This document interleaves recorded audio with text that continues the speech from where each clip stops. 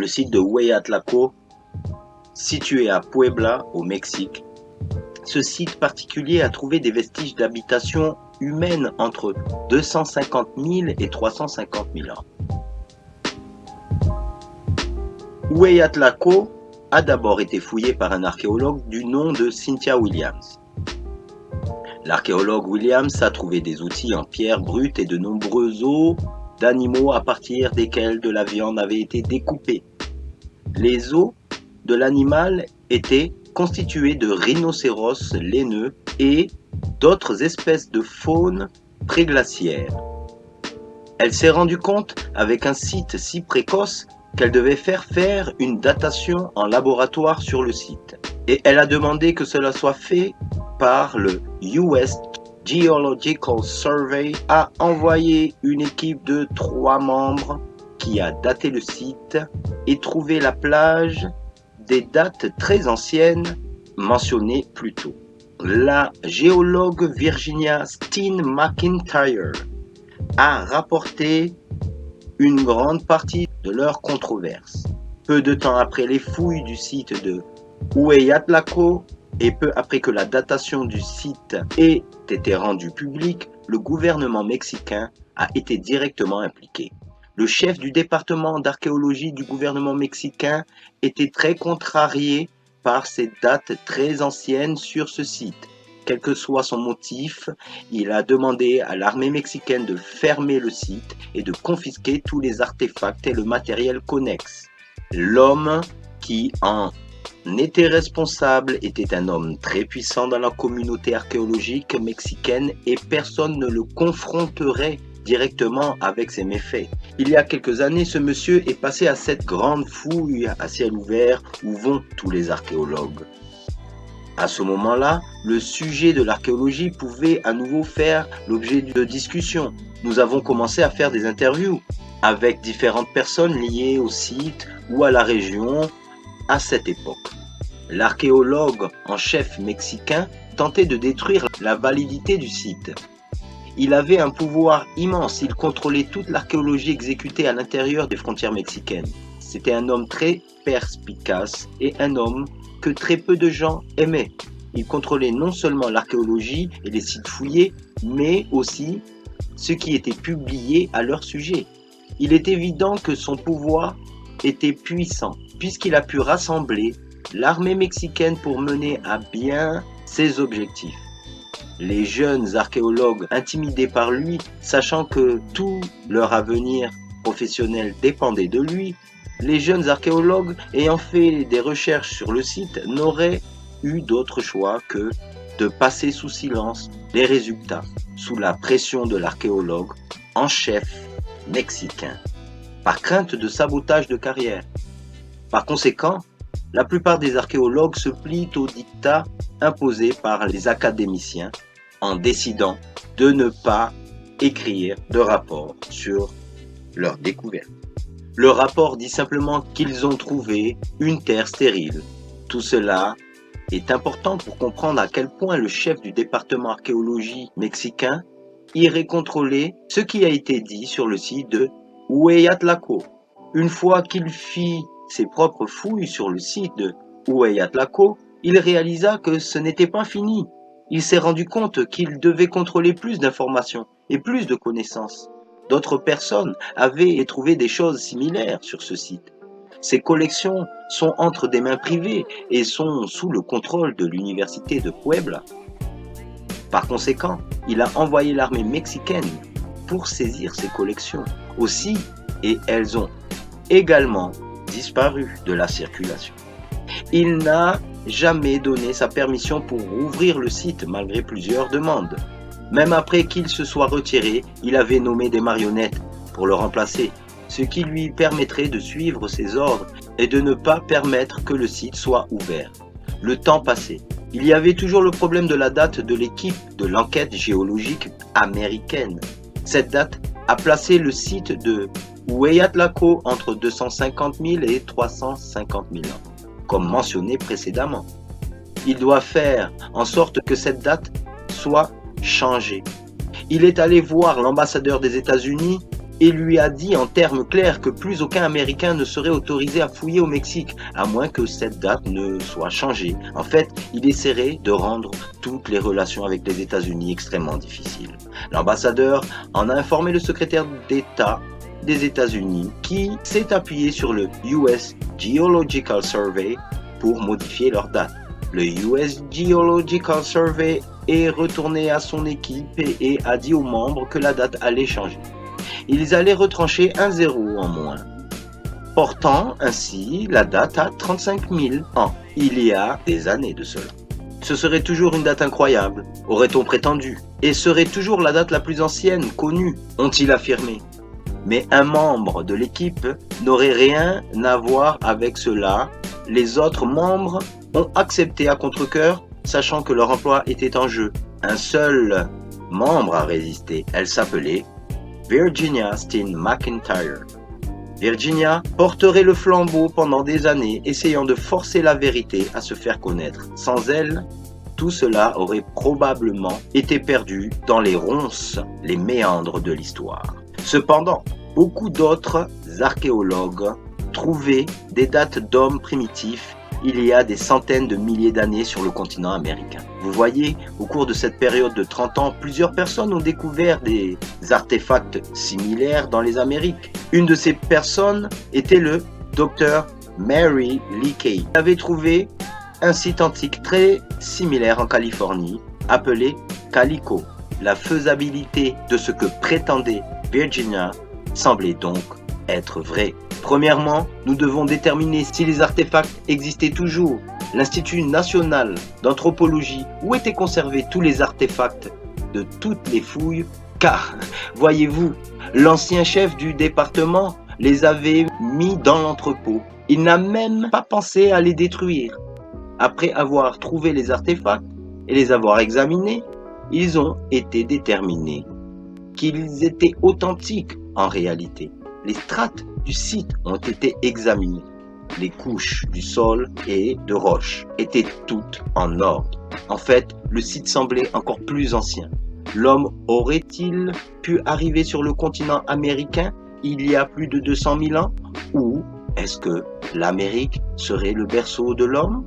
Silvia González est une scientifique mexicaine basée en Équateur, à Loja, professeure à l'université Técnica Particulière de Loja, qui a obtenu un doctorat en chimie physique et méthode informatique en 2011 à l'université de Barcelone. Silvia González enseigne dans les chaires de physique, biomédecine et chimie. Elle a étudié à l'Institut national polytechnique du Mexique. Les chercheurs pensent qu'ils ont peut-être trouvé dans le sud du Mexique des empreintes de pas qui constituent une preuve de présence humaine plus ancienne que ce que l'on trouve dans les fouilles archéologiques en Amérique. Une étude de datation place l'âge de la cendre volcanique dans lesquelles les empreintes ont été trouvées à 1,3 million d'années. Ce qui jette un doute sur la théorie selon laquelle il s'agit d'empreintes de pas. Les impressions préservées dans les cendres volcaniques en dehors de la ville de Puebla ont été datées il y a environ 40 000 ans, battant de 25 000 ans la plus ancienne preuve acceptée de l'homme dans les Amériques.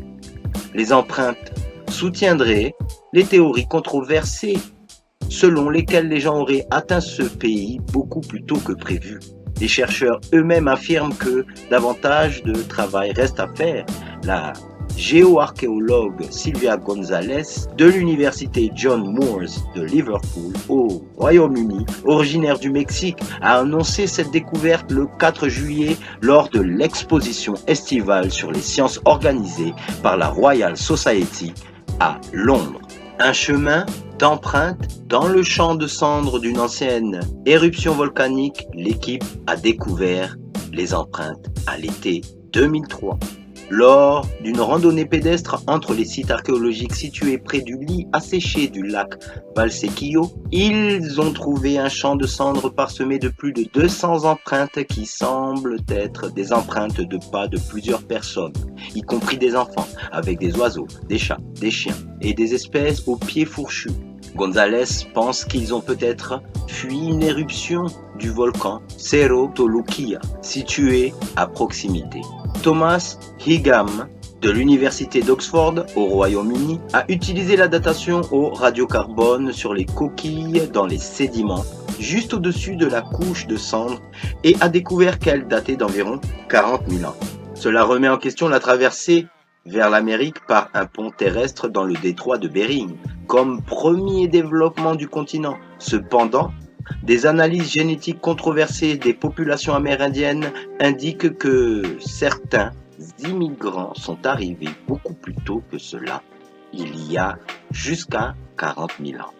Cette période est antérieure à la période glaciaire qui tenait une grande partie de l'Amérique du Nord il y a 20 000 ans. Le débat se poursuit sur ce que les marques représentent réellement. Paul Rennes dit à ce sujet: « Je les ai vus de près et personnellement, je ne pense pas qu'il s'agisse d'empreintes de pas, explique-t-il. » Le géochronologue à l'Université de Californie à Berkeley, Paul Rennes, a déclaré que certains matériaux trouvés sur le site ont été testés, révélant une datation remontant à 1,3 million d'années. Il en conclut, au vu des datations, qui contredisent celles des théories officielles, entre 195 000 ans pour l'apparition de l'Homo sapiens, l'homme moderne, que comme l'homme moderne n'existait pas encore à cette période, donc l'occupation humaine, pour lui, est exclue. L'équipe projette de fouiller le site dans le bassin du lac de Valsequillo afin de découvrir d'autres empreintes de pas ou signes de vie humaine.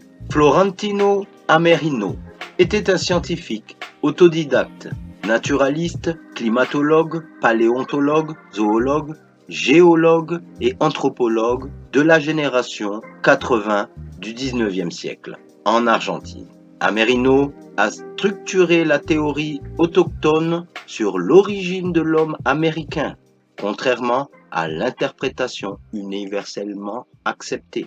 Des ouvriers creusant une cale sèche à Buenos Aires, en Argentine, en 1896, ont découvert un crâne humain qui se trouvait dans une couche antérieure, pré-Ensenada, un gisement datant de 1 à 1,5 million d'années, à 11 mètres sous le niveau du Rio de la Plata.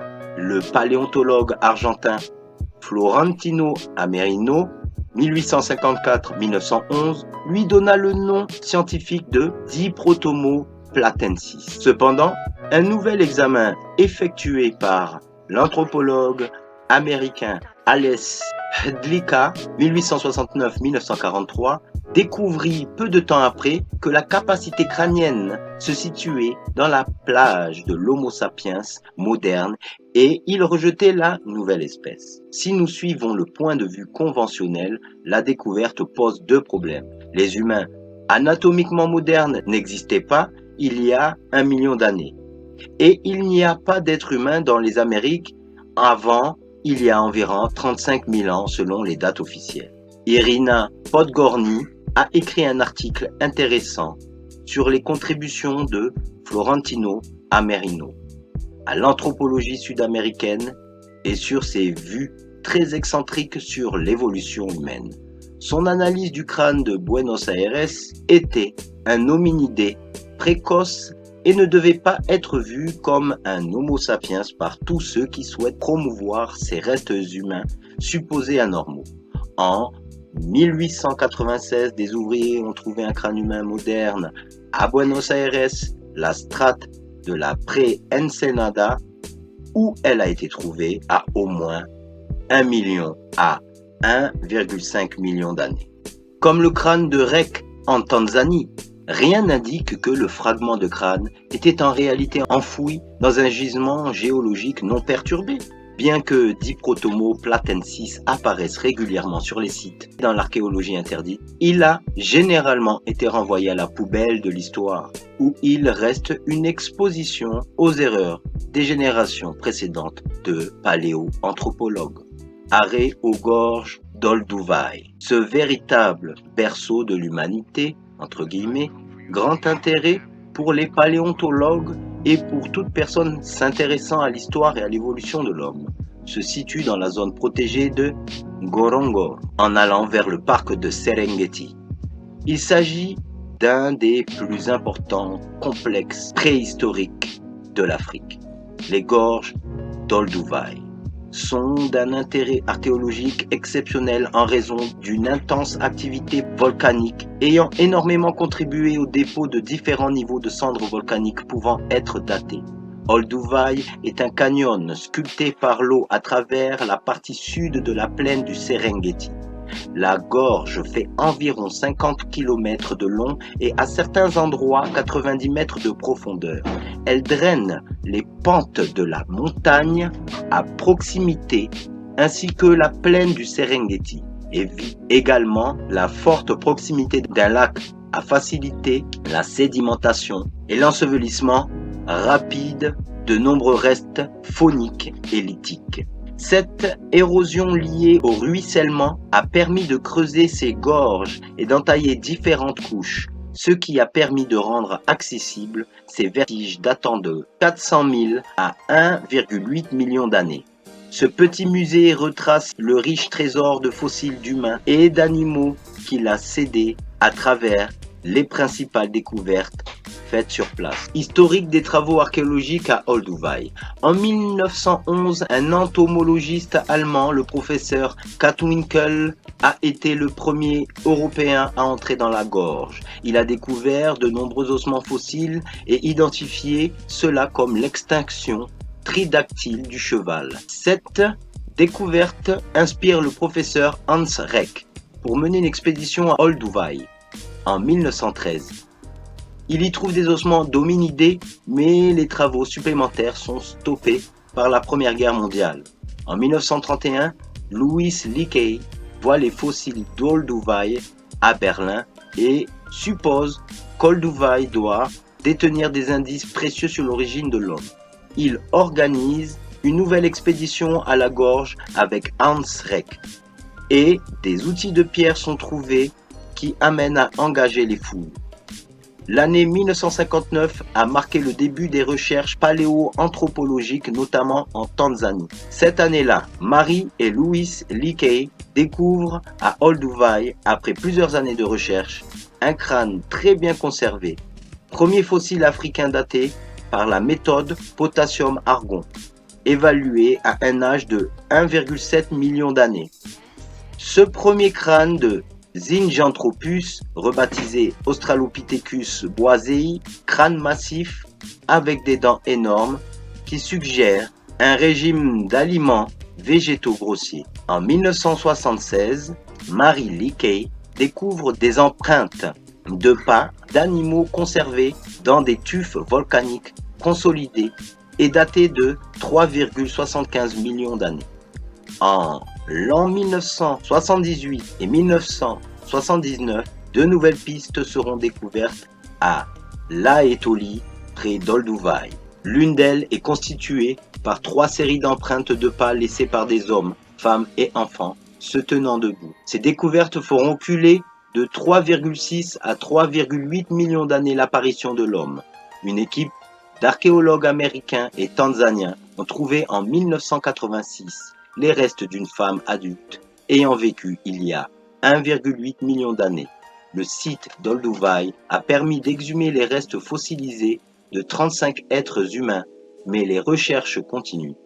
Josiah Dwight Whitney était un géologue américain, professeur de géologie à l'université de Harvard depuis 1865 et chef du California Geological Survey en 1860 jusqu'à 1874. À travers ses voyages et ses études dans les principales régions minières des États-Unis, on va voir que cela soulève des controverses, notamment concernant les origines de la vallée de Yosemite. En Californie, Whitney a été mêlé à 3 controverses notables. Premièrement, Whitney a affirmé que la vallée de Yosemite avait été créée par un naufrage cataclysmique du fond de la vallée.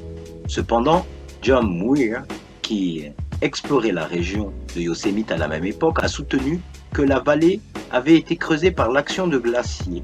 Whitney se moquait de Muir en tant qu'ignorant et de simple mouton.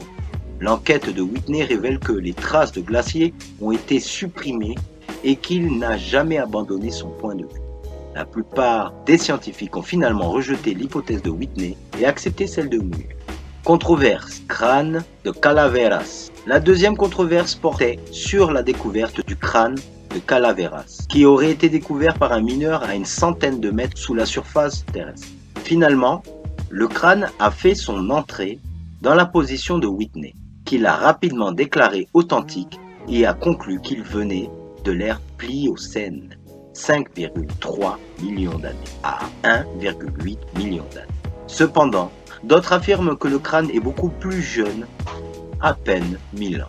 En 1958, sur un site près de Louisville, au Texas, des outils en pierre et des os d'animaux brûlés ont été retrouvés en association avec des foyers.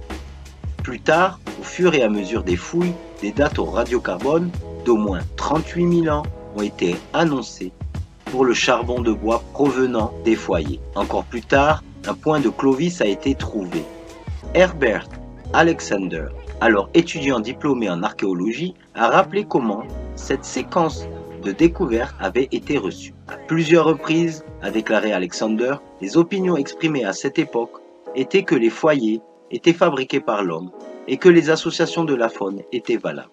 Cependant, une fois les dates annoncées, certains avis ont été modifiés et, une fois le point Clovis trouvé, le processus de sélection et d'ignorance a commencé sérieusement.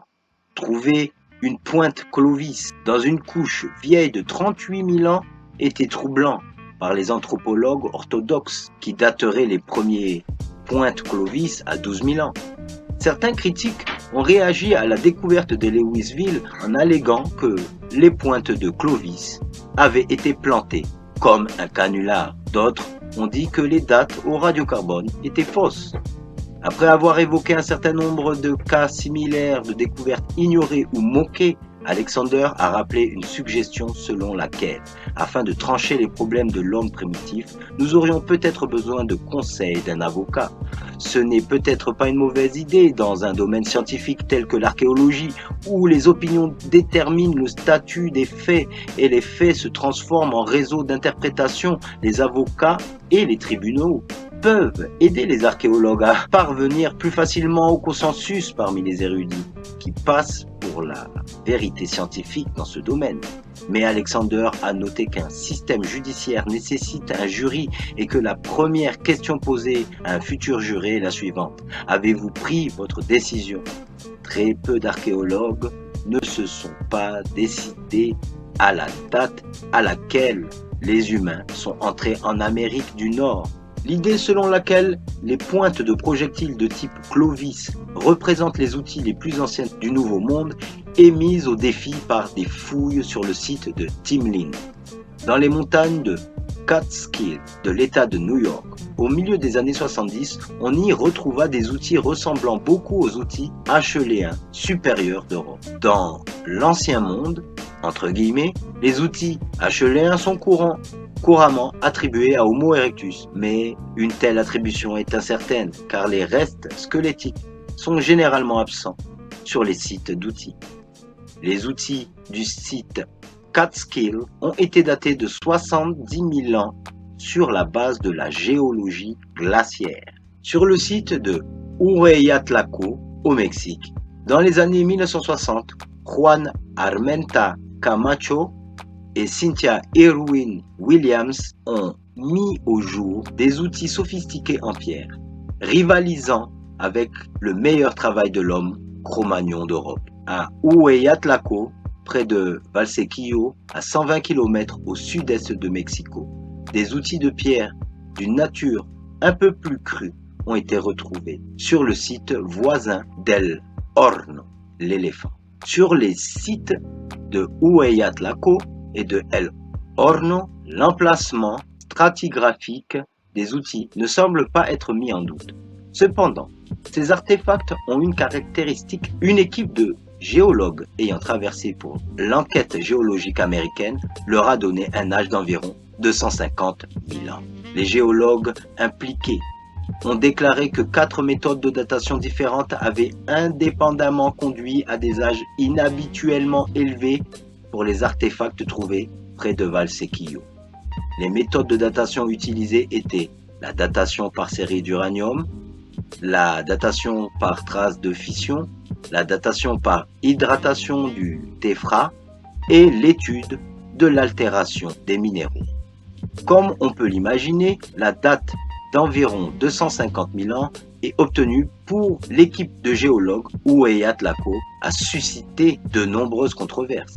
Si cela avait été accepté, cela aurait révolutionné non seulement l'anthropologie du Nouveau Monde, mais également l'image globale des origines humaines. On pense que les êtres humains capables de fabriquer les outils sophistiqués trouvés à Oueyat Lako ne sont apparus qu'il y a environ 100 000 ans en Afrique. En tentant de faire publier les conclusions de son équipe, Virginia Steen McIntyre a été confrontée à de nombreuses pressions et obstacles sociaux. Dans une note à un collègue le 10 juillet 1976, elle a déclaré « J'ai appris par des ragots de contreforts que Hal, Roald et moi-même sommes considérés comme des opportunistes et des demandeurs de publicité dans certains milieux, à cause de Oueyat Lako. Et je suis toujours sur le coup. » La publication d'un article de Steen McIntyre et de ses collègues sur Oueyat Lako a été inexplicablement retardée pendant des années. Le document a été présenté pour la première fois à une conférence anthropologique en 1975 et devait paraître dans un volume de symposium. 4 ans plus tard, Steen McIntyre écrivait à H.G. Fulbright du laboratoire scientifique de Los Alamos, l'un des rédacteurs du livre à paraître inédit. Notre article commun sur le site de Oueyat Lako est une véritable bombe. Il placerait l'homme dans le Nouveau Monde bien avant Clovis. La plupart des archéologues pensent que les outils bifaciaux trouvés in situ sont un signe de Homo sapiens. Selon la théorie actuelle, Homo sapiens n'avait même pas évolué à cette époque et certainement pas dans le Nouveau Monde. Steen McIntyre a poursuivi en expliquant « Les archéologues s'emportent contre Oueyat Lako, ils refusent même de l'examiner. J'ai appris de sources indirectes que divers membres de la profession me considérant comme, voire un simple journaliste, une opportuniste, une malhonnête, une idiote, tout et n'importe quoi, aucune de ces opinions n'aidera ma réputation professionnelle. Mon seul espoir de clarifier mon nom est de faire en sorte que l'article de Oueyat Lako soit imprimé, afin que les gens puissent juger d'eux-mêmes les preuves. » Et à d'autres demandes d'informations, le 8 février 1980, à Steve Porter, à propos de la publication de son article sur Oueyat Lako. Les messages que j'aimerais soumettre donnent les preuves géologiques, a-t-elle déclaré. C'est assez clair.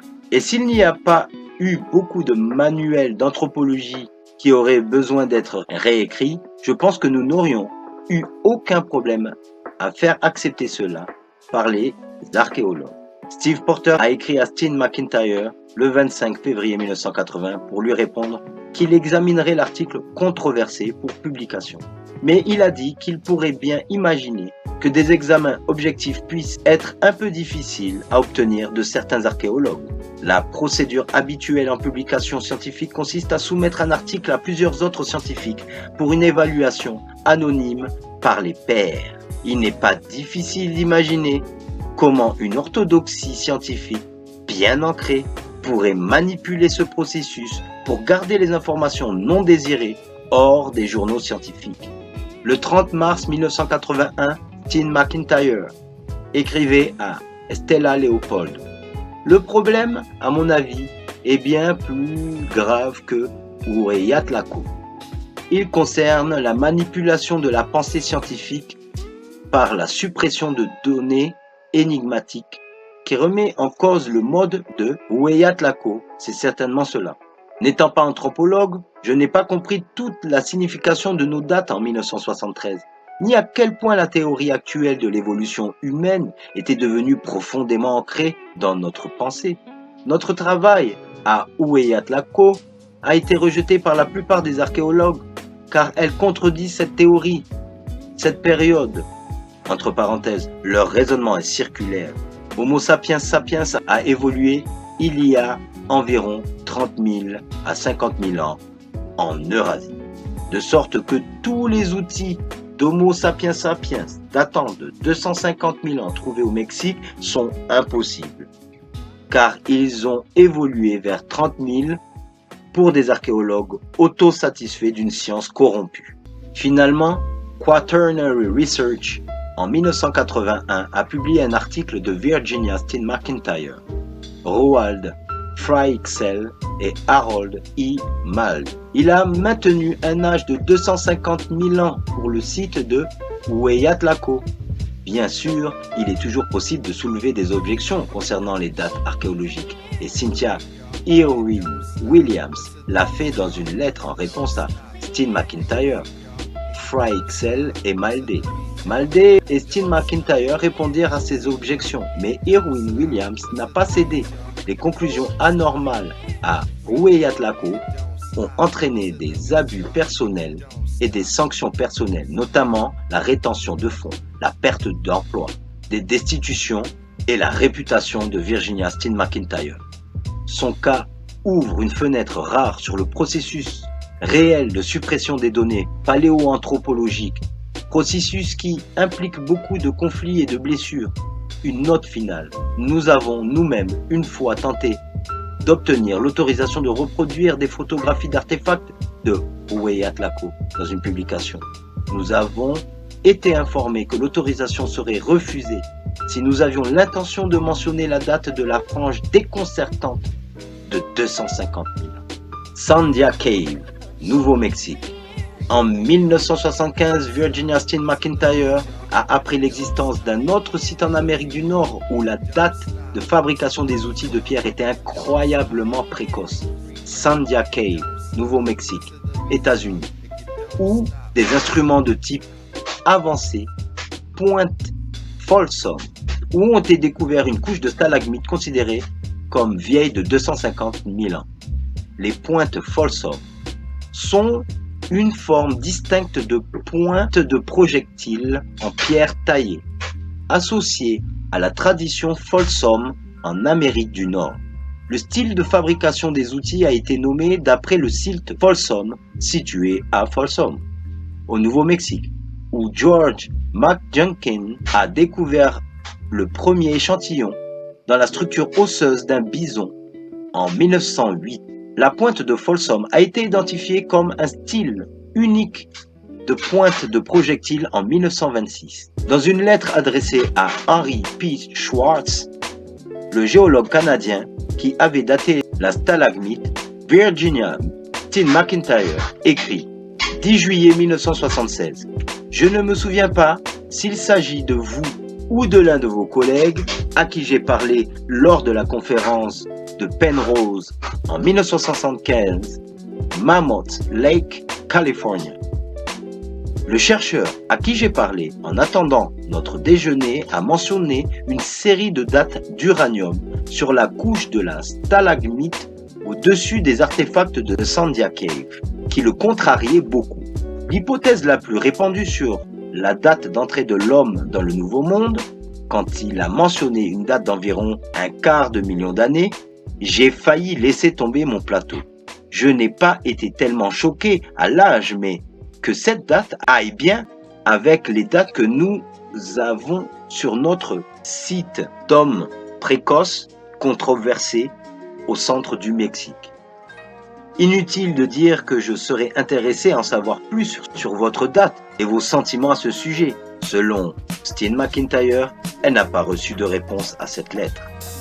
Après avoir écrit aux responsables des recherches archéologiques du site Sandia Cave, pour Steen McIntyre a reçu cette réponse le 2 juillet 1976. J'espère que vous n'utiliserez pas cette boîte de conserve pour prouver quoi que ce soit avant d'avoir eu la possibilité de l'évaluer. Steen McIntyre.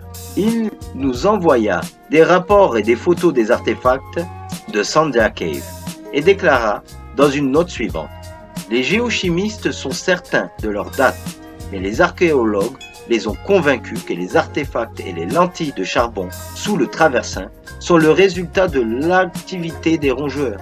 Mais qu'en est-il des artefacts cimentés dans la croûte? Une sphère métallique a été trouvée en Afrique du Sud avec 3 lignes parallèles autour de son équateur. La sphère a été découverte dans des gisements précambriens datant de 2,8 milliards d'années.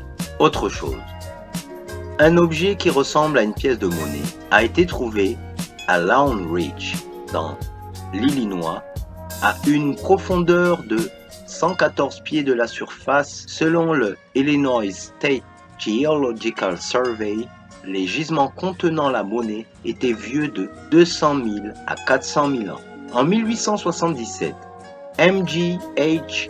Neal était surintendant de la Montezuma Tunnel Company et dirigeait le tunnel de Montezuma en creusant de la lave à Table Mountain, dans le comté de Tuolumne. À 1500 pieds de l'entrée du tunnel, il vit quelque chose d'étrange enfoncé dans la roche sombre, des objets typiques de l'activité humaine. La position des artefacts parle d'une datation de 33 à 55 millions d'années. Les empreintes humaines les plus anciennes découvertes en Crète sont datées de 5,7 millions d'années, jetant un doute sur la chronologie de l'évolution humaine. Les travaux de recherche menés par des scientifiques de l'université d'Uppsala en Suède et de l'université de Bournemouth à une étude publiée dans la revue Proceedings of the Geologists Association. Leur découverte est controversée. Cela montre que l'évolution humaine a commencé beaucoup plus tôt qu'on ne le pensait auparavant, et que cela contredit la perception selon laquelle il n'y avait pas d'anciens ancêtres humains au-delà de l'Afrique, d'environ 5,7 millions d'années, et ont été laissés à la postérité dans un grès exposé à l'érosion dans le nord-ouest de la Crète. Découvert pour la première fois par le paléontologue polonais Gerard Gierlinski et son collègue Grzegorz Niedźwiecki, tous deux actuellement à l'université d'Uppsala, ont été frappés par les similitudes entre ces gravures et celles d'êtres humains qu'ils ont vues dans du sable humide, incitant à une analyse scientifique plus approfondie. L'analyse approfondie des empreintes de pas a été réalisée par une équipe de recherche multidisciplinaire internationale, dirigée par Per Hallberg de l'université d'Uppsala. Cela confirme pleinement que la ressemblance révélée pour la première fois par Gierlinski et Niedźwiecki était plus qu'une coïncidence. L'équipe de recherche a conclu que les similitudes entre les impressions en Crète et les empreintes humaines qui sont si nombreuses qu'il peut être totalement exclu qu'il s'agit de structures formées au hasard dans la montagne. En outre, leur apparence diffère de celle de tous les autres animaux terrestres, y compris ceux du chimpanzé bonobo. L'impression du gros orteil dans l'empreinte est semblable à celle d'un être humain, à la fois en taille et en forme. Comparés aux grands singes, ils ont tous des empreintes qui ressemblent davantage à une main humaine avec un pouce qui se démarque. Les empreintes de pas en Crète ont 2 millions d'années de plus que celles de l'Aétolie. Néanmoins, les impressions en Crète ont nettement moins de traits de singe que celles de l'ancêtre humain le plus jeune, l'Andipithecus ramidus. Ensuite, il y a l'autre éléphant dans la pièce à traiter. La possibilité qu'il y ait 5,7 millions d'années d'ancêtres humains en Crète contredit la perception selon laquelle les hominidés ont évolué en Afrique et se sont limités au continent africain pendant les 2 premiers millions d'années, alors que certains d'entre eux commençaient à émigrer en Europe et en Asie. La seule façon de se rendre en Crète, il y a 5,7 millions d'années, était de passer par la Grèce continentale. Par conséquent, il devait déjà y avoir des habitants dans d'autres parties de l'Europe du sud-est et le long de la côte est de la Méditerranée à ce moment-là. La morphologie de l'impression suggère que le fabricant de la piste était un membre fondamental du clan hominidé. Mais comme la crête se situe à une certaine distance de l'aire géographique connue des hominidés, d'avant le Pléistocène, à cette époque de l'histoire, il y a environ 5 à 6 millions d'années, il n'y avait pas de désert du Sahara. Au lieu de cela, une grande savane s'étendait de l'Afrique du Nord à la Méditerranée. La Crète étant toujours rattachée au continent grec, les chercheurs de l'étude n'ont aucun mal à voir les jeunes gens se diriger vers la Crète et y poser leurs empreintes de pas sur une plage de sable. C'était aussi une période antérieure à l'ère glaciaire, connue sous le nom de glaciation pliocène quaternaire. Cette période a commencé il y a environ 2,58 millions d'années à la fin du Pliocène, lorsque la propagation des Inlandices dans l'hémisphère nord a commencé. Le fait que ces traces, bien qu'elles soient humaines, soient plus anciennes que la Lucie découverte en Éthiopie, en Méditerranée, cette découverte est très controversée, car la plupart des chercheurs pensent que l'humain s'est développé principalement en Afrique. Idée préconçue évolutionniste.